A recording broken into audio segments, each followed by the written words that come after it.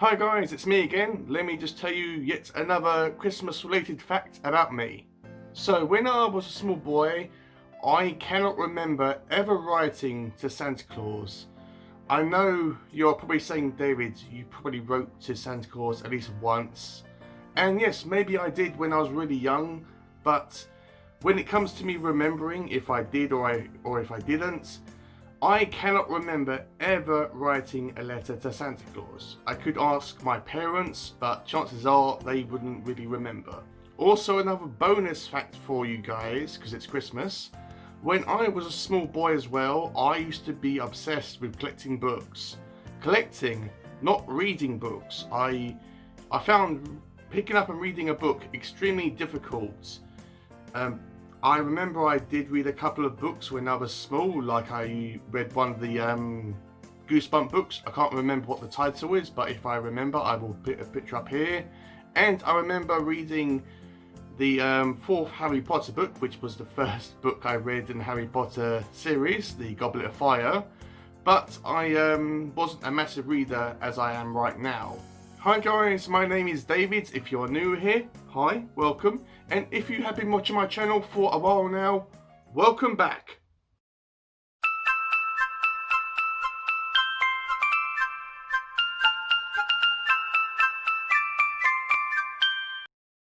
So today I am going to be doing the book addiction tag. I wasn't tagged by anyone specifically to do this video. I saw Lady Jane Books do this tag video and I thought, I'm going to be doing that tag video in my next video you upload. So this is what I'm doing now. This tag was originally created by a channel called Steph's Romance Book Talk. I will put a link down to her original video down in the description box down below. And if you are wondering why I'm constantly looking down, I'm just looking at my notes. Question 1. What is the longest amount of time you can comfortably go without picking up a book? So I'm going to split this question up into two categories. One, when I'm actually working. When I'm working, I have because I have a rota shift at work, and I can work anytime between 4 hours and 8 hours, maybe more, but it's really rare that I go beyond 8 hours. So obviously while I'm working, because I work in retail, I cannot read while I work. So I'm going to say that 8 hours when I'm working is I wouldn't say comfortable time that I can go without reading, but I'm working so I don't have a choice. But if I have a day off, or if now, because we are in lockdown right now, or sort of anyway, I can go about an hour, like if I'm going out to the shops or the supermarket, or I'm going out for a walk. Usually about an hour, or I did some Christmas shopping a while ago. That took about 2 hours or 3 hours, but I took a book with me to read on the train. So I would say when I'm working, it could be several hours, up to 8 hours, or when I've got a day off, it could be about an hour or 2 hours. Question 2. How many books do you carry on your person at any one time? Now, I used to say that I used to bring 2 books with me every time I went outside, especially when I went to work, because if I went to work and if I had time to kill, and if I finished reading one book, I could go straight on to the next. But usually now when I go out, whether it's to work or whether I'm going out to the park or wherever, I always bring just one book with me. Question 3. Do you keep every book you buy and receive, or are you happy to pass them on to make space for more? Again, it depends. If I buy a book, whether it's brand new or second hand, and if I read it and if I really enjoy it, then I will keep it. But if I have read a book, whether it's brand new or second hand, and I think that it's simply okay, but I want to put it in it or give it to a charity shop, but still put it on my Kindle, I will give it away to a charity shop, but I will buy it on Kindle, if that makes sense. And if I really dislike a book, I will just give it to the charity shop and never read it ever again. Question 4. How long would you spend in a bookshop on a standard visit? Again, it really depends on the size of the bookshop. If it's the size of a small room, I can spend as much time as I want in there. Like there's a bookshop that's like a kind of a bookshop and a comic book shop, but it's really small. So I suppose 45 minutes to 2 hours is probably the amount of time I spend in a standard bookshop. But again, it depends on the size of it and if I have a specific book or genre that I want to buy, or if I just want to go in there and browse. But yeah, so it's anywhere between from 45 minutes to 2 hours. Question 5. How much time per day do you actually spend reading? Now, I have recently uploaded a video where I go through my reading routine. I will put a picture up here and the link will be down below, and it goes in detail about my life as a structured reader. But I would say that the moment I get up, I have breakfast and I instantly read my book, and then I read my both my books gradually throughout the space of the day. So most of my time I am reading a book. So about 90% of the day I am reading, and 10% I'm doing other stuff. Question 6. Where does the task of picking up a book appear on your daily to-do list? It's essential, guys. This thing is actually glued to my hand. It can't get off. Seriously, it's like I'm walking around with this in my hand. It's like so inconvenient when you want to use both hands, especially when you want to go to the shops. It's like it won't come off. It's like glued to your hands. But seriously, picking up a book is really important to me because it gives me a form of escapism, and it's important for me to find some escapism, especially in this time that we are living in, and picking up a book is my highest priority, or at least one of them anyway. Question 7. How many books do you reckon you own in total?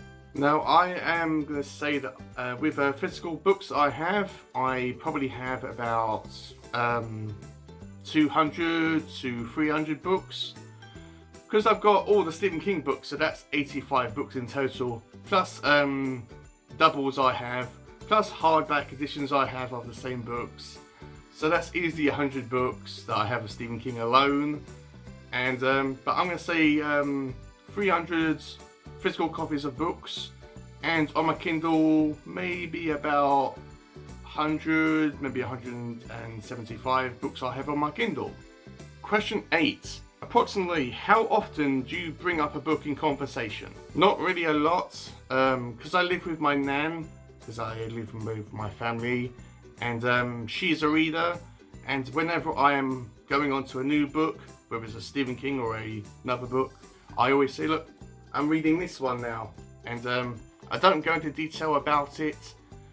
I just show her, and she does reading, but she reads more classic and vintage books than me, and actually romance books. But we don't really go into detail about them. And with my colleagues at work, not really. There is one person I talk about books with because he's a reader as well. But I know when to stop. I know how much to say and how much not to say, because I know when I'm talking to someone about a book if they're getting bored, and I know, right, they're getting bored and I know when to stop. Question 9. What is the biggest book you have finished reading? That would be The Stand by Stephen King. This is the uncut version, and this is my favourite book of all time since I've started reading on a regular basis since 2017. This is fantastic. It is 100 and it is not 100, it's 1,325 pages long, and seriously, when I finished reading it, I wanted it to be longer. I wanted it to have about, I don't know, an extra 100, 200 pages more. I didn't want it to end. Question 10. Is there a book you had to get your hands on against all odds? Now, there really isn't any books that I have said, oh my god, I want to get this book right now. I'm going to queue up and spend hours waiting out in the cold and waiting for the store to open just so I can get this book. That's not really me. I suppose the closest thing to me getting excited about a book by not being, oh my god, I've got to spend hours waiting outside the store for it. And that is The Institute by Stephen King. I got this on day one. I pre-ordered it from the store, so my copy was there waiting for me, and I went there more or less at the time that the store opened, and I went there and I bought it and I read it on the day. So that's probably the closest thing to this to answering this question as I possibly can. Question 11. Is there a book you struggled to finish because you refused to DNF? Now, I am going to say Clan of the Cave Bear. I can't remember the author, but I read this book because it was suggested to me or recommended to me, and I was reading it in August for my subscriber month videos that I was doing, and I got a physical copy of it, and I was reading the beginning of it, and then life happened and it put me behind with my scheduling of my reading, so I had to listen to about 90% of it on audio, and it was so incredibly dry. I was just sitting there just like this all the time thinking, how much more of this is there? It's like, and I was like so determined to DNF it, especially if it wasn't a recommendation, then I would have DNF'd this book. And look guys, look, I've still got my copy of the actual book that I got. So yeah, I might go back to this one. It might be just one of these books that you have to read the physical copy in order to appreciate it more, so I am willing to give this book another try. Question 12. What are 3 of your main book goals for 2021? Well, first off, I want to read one Brandon Sanderson book every month.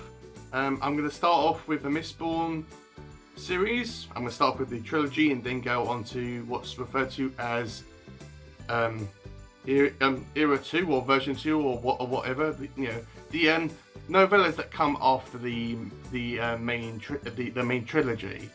And then after I've gone through that, I don't know, I might pick them out blindly from hats, or pick up books I want to read from Brandon Sanderson.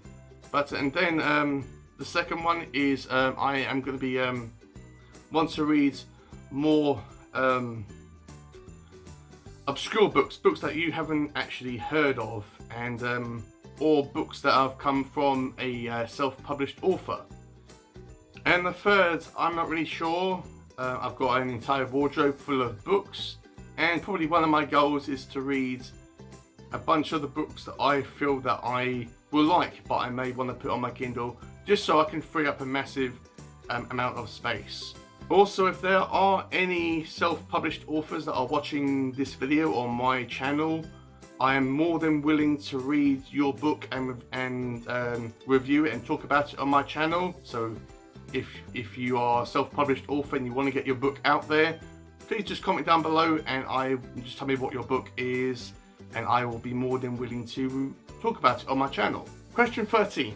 Have you ever had the privilege of converting someone into a reader? No, I haven't. I've never come across someone that is not a reader and I've converted them into a reader. But but my brother is a reader, but he reads more children's books and middle grade books.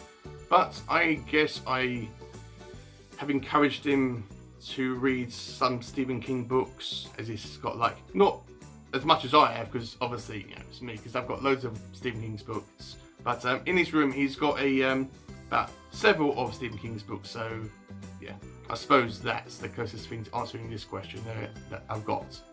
And the last question, question 14. Describe what books mean to you in 5 words. Now, I am going to say escapism, fun, informative, enjoyable, and scrumdiddlyumptious. And I bet no one's used that word. Now I've got to tag some people. I'm not really sure who to tag for this video, but I've made a list of several booktubers. They are Kayla Lenzen, Jess the Book Freak, and Aline from Pygmy Puff Reads. I will put all their links down below, and so please check out these booktubers. They are awesome. And if you have watched this tag and you want to do this video, you can just say that I tagged you. So that's it guys, that is the book addictions tag. If you've enjoyed this video, please like, comment, subscribe if you want to. If you do subscribe, please click on the little bell notification, just so you know whenever I upload videos, which are usually every Monday and Friday. But throughout December only, I will be uploading a third video, and that is going to be every Wednesday, which is more of a Christmas related tag video. And as I always say in all my videos now, that I just want to remind you about the readathon that me and several booktubers will be doing next month. In case you maybe want to join in, you're more than welcome. There is still time to get into this readathon. It's called a Bookworms New Year's readathon, and I will put a picture up here, and the link will be down below, and it will go through all the rules and prompts that are in this readathon. So please check it out. It's going to be incredibly fun. I am going to be taking part in this readathon, and several others are, so you're more than welcome to join in. Also, another little bonus thing for you guys. Mails here. I've got it from Waterstones. Let me just cover up my address. For those of you that are in the States, Waterstones is kind of like our version of Barnes & Nobles. So I know what this is. I've ordered it. So let me just open it up.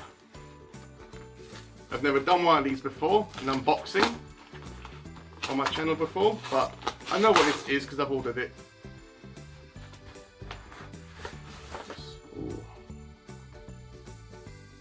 Doesn't really have a smell. I love the smell of brand new books. It's really weird. Nothing in there. Put that there. Got the receipt. That'll probably go in the bin. Yeah, and this is the book, which is called Strange Beasts of China, which is a book by a I believe she's Chinese, called Yan Ji, and it's translated by Jeremy Tang. Oh, I can't remember. I'm not really sure, but that's the front cover. That's the back. You can see that. If you want to know what the book is about, just pause it. There you go. That's the spine. And the reason why I got this book is because it is signed. Ooh, lovely. Signed by the author. And it's not really something that I would usually pick up, but I read the summary or the synopsis, and it sounded cool about these creatures that are living amongst human beings, about how these creatures and these humans have to coexist with each other. It sounds really cool. I am going to be trying to read this one as soon as I can on my channel, so yeah. Looking forward to going through this one. So hopefully this video hasn't been too long. If you stuck with me throughout all this video, thank you so much. It means a lot to me. And yeah, with all that said, have a Merry Christmas, Happy New Year, all that jazz, and I will see you all in my next video.